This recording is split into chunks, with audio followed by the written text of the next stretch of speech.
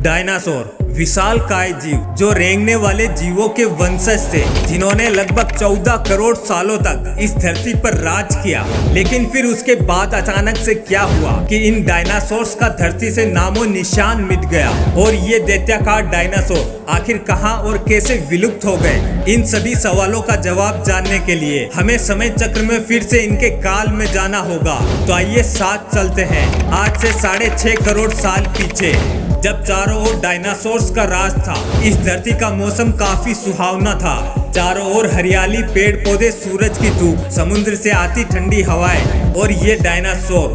लेकिन इस समय धरती पर डायनासोर के अलावा भी एक और प्रजाति मौजूद थी जो आकार में छोटे और दिखने में कुछ आज के चूहे जैसी थी। दरअसल यही हम इंसानों के प्राचीन पूर्वज थे, जिनसे आगे चलकर हम इंसान विकसित होने वाले थे। ये थे मैमल्स, यानी कि स्तनधारी जीव। यहाँ आपकी जानकारी के लिए हम आपको बता दें कि डायनासोर्स अंडे देते थे, लेकिन मैमल्स अंडे नहीं देते। हम इंसान भी एक मैमल्स हैं। उस टाइम ये मैमल्स डायनासोर्स के डर के कारण जमीन के अंदर बिलों में ही छुपकर रहते थे और इनका यही डर बाद में इनके लिए वरदान साबित होने वाला था। जब ये सभी जीव धरती पर आराम से अपना जीवन बिता रहे थे, उस टाइम अचानक से ऐसा कुछ हुआ जिसके बाद सब कुछ बदल गया।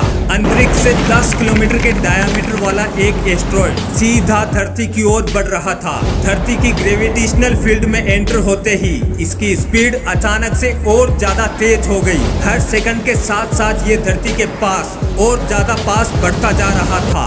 लगभग 70,000 किलोमीटर प्रति घंटे की रफ्तार से ये एस्ट्रॉयड धरती के वायुमंडल में प्रवेश करता है। धरती के वायुमंडल में एंटर होते ही अचानक से घर्षण के कारण अब ये एक आग के गोले में बदल गया, जिसकी चमक इतनी ज्यादा तेज थी कि इसके 800 किलोमीटर के एरिया में आने वाले सभी जीव अब पूरी तरह से ब्लाइंड हो चुके थे। डायनासोर्स अब एस्ट्रॉयड को देख नहीं पा रहे थे, लेकिन वो इसे महसूस कर सकते थे उस गर्मी को जिससे उनके शरीर अब तप रहे थे।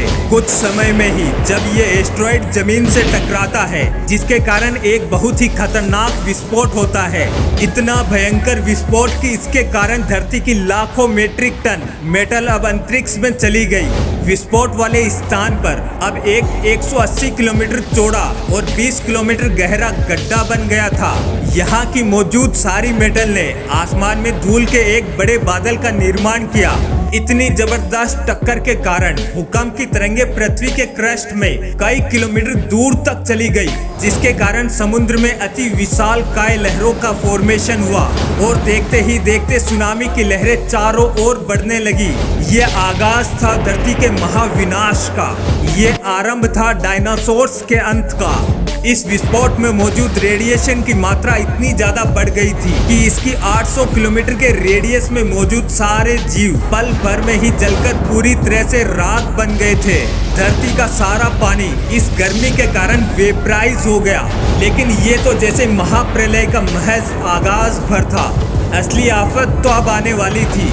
एस्ट्रॉयड के विस्फोट के कारण कुछ समय पहले जो लाखों मीट्रिक टन धूल और मेटल अंतरिक्ष में गया था, वो ठीक 40 मिनट बाद अब आग के गोले के रूप में धरती पर बरसने लगा था। इसके अलावा धूल का एक बहुत बड़ा तूफान 20,000 किलोमीटर प्रति घंटे की रफ्तार से धरती के जीवों के लिए मौत लेकर आ रहा था। ये धूल के भरे बादल कई किलोमीटर मोटे थे, जिसके कारण धरती पर सनलाइट का पहुंच पाना लगभग असंभव सा हो गया था। इस धूल भरे बादल ने धरती को चारों ओर से ढक लिया था।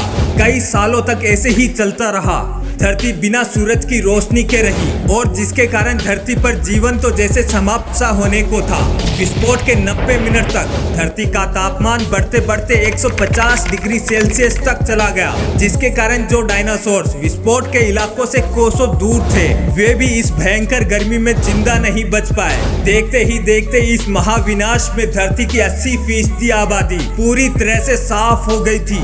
लेकिन कहते हैं ना, किसी की आफत किसी के लिए फायदे का मौका हो सकता है। वैसे ही ये महाविनाश किसी के लिए फायदेमंद साबित होने वाला था। डायनासोर्स का अंत एक नई प्रजाति के लिए सुनहरा मौका था। मेमल्स, जिन्होंने खुद को इस महाप्रलय से सुरक्षित बचा लिया था। प्रचंड गर्मी से बचने के लिए मेमल्स जमीन के अंदर रहने लगे और खुद को जिंदा रखने के लिए इन्होंने सब कुछ खाना स्टार्ट कर दिया। इस भयंकर महाविनाश के कई लाखों सालों बाद अब धरती से डायनासोर्स का नामो निशान मिट चुका था और धरती पर अब एक नई शुरुआत की प्रक्रिया स्टार्ट हो चुकी थी, जिसमें मेमल्स अब समय के साथ साथ लगातार विकसित हो रहे थे। अब उनका आकार भी पहले की तुलना में काफी बड़ा हो चुका था, लेकिन ये मेमल्स अब भी दिखने में इंसानों जैसे बिल्कुल भी नहीं थे। अभी तो इन्हें आगे चलकर कई और दूसरी प्रजातियों में विकसित होना था। आज से तकरीबन 4.7 करोड़ साल पहले अब धरती तो जैसे पूरी तरह से बदल चुकी थी। अब धरती का एनवायरनमेंट भी करीब करीब आज के जैसा ही बन चुका था। इस टाइम धरती का औसत तापमान करीब 24 डिग्री सेल्सियस था और धरती का एक दिन भी लगभग 24 घंटों के बराबर ही था। इस टाइम धरती के सारे महाद्वीप भी करीब करीब पूरी तरह से जाने पहचाने थे। अब तो सिर्फ एक नए भूभाग की रचना होनी शेष रह गई थी। धरती के अंदर एक बार फिर से प्लेट्स में हलचल हुई। ये हलचल धरती के दो बड़े बड़े द्वीपों को एक दूसरे के नजदीक ले जा रही थी।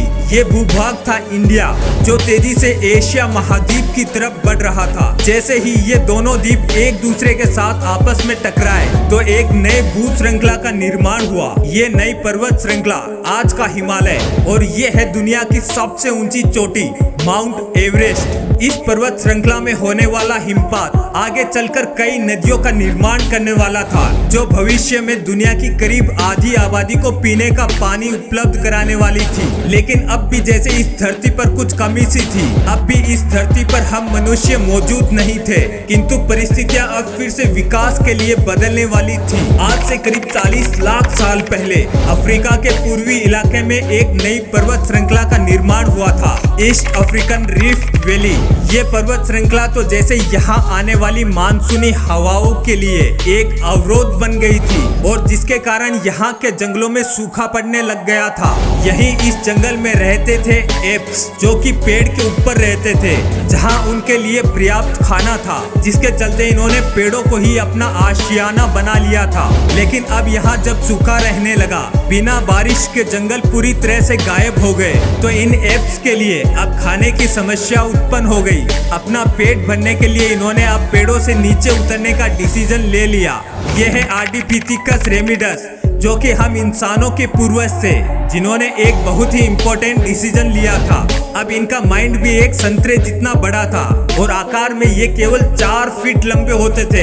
कई हजार सालों के निरंतर विकास क्रम के पश्चात हमारे पूर्वज अब 2 पैरों पर चलने लगे थे, जिससे उनकी एनर्जी भी कम वेस्ट होती थी और साथ ही ये चलते चलते खा भी सकते थे।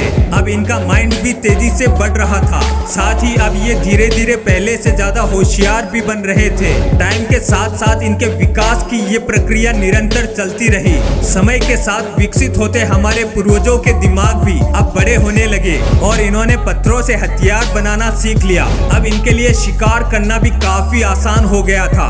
समय के बीतने के साथ साथ हमारे पूर्वजों ने आग को काबू करना सीख लिया।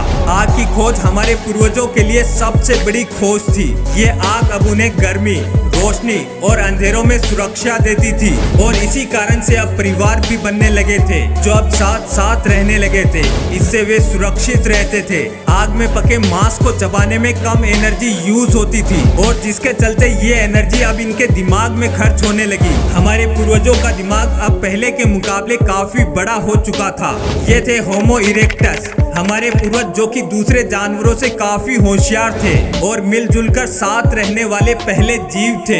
इन्होंने अपने मैसेजेस को एक दूसरे तक पहुंचाने के लिए अलग अलग आवाजें निकालनी स्टार्ट की। इसी से हमारे पूर्वजों ने भाषा का निर्माण किया, जिसके चलते हम एक दूसरे से बातचीत कर सकते थे और ये हमारी सबसे बड़ी उपलब्धि थी। और यही वो आखिरी विकास क्रम था जिसके बाद विकसित होकर हम इंसान बने। आज से तकरीबन 2 लाख साल पहले हजारों सालों के विकास क्रम के बाद हम इंसान अस्तित्व में आए। हम होमो सेपियंस यानी बुद्धिमान जीव। हमारे पास धरती के सारे जानवरों के कंपैरिजन में सबसे बड़ा दिमाग है। अब हमारे पास औजार थे, भाषा थी और सबसे बड़ी चीज हमारे पास दिमाग था।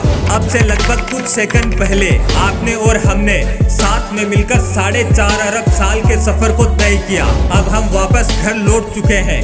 ये है हमारी दुनिया, हमारा टाइम। आज हम काफी विकसित और आधुनिक बन चुके हैं। आज हम अपने आसपास घटित होने वाली घटनाओं को पूरी तरह से समझ सकते हैं। आज हम ये जानते हैं कि ये धरती जहां हम खड़े हैं उसका निर्माण कैसे हुआ और आखिर में धरती पर जीवन कहां से आया था। लेकिन हमारा सफर तो जैसे अब भी जारी है। हमें तो अभी और भी आगे जाना है। अब भी हमें इस संसार को और अच्छे से समझना बाकी है। तो दोस्तों, अब अगर ये वीडियो आपको अच्छी लगी तो लाइक, कमेंट, शेयर जरूर करें। और आप हमारी वीडियो पहली बार देख रहे हैं तो जल्दी से चैनल को सब्सक्राइब जरूर करें, क्योंकि इंटरेस्टिंग वीडियोस का ये सिलसिला यहीं खत्म नहीं होगा। फिर मिलेंगे एक नए वीडियो में। फिलहाल आज के लिए बस इतना ही।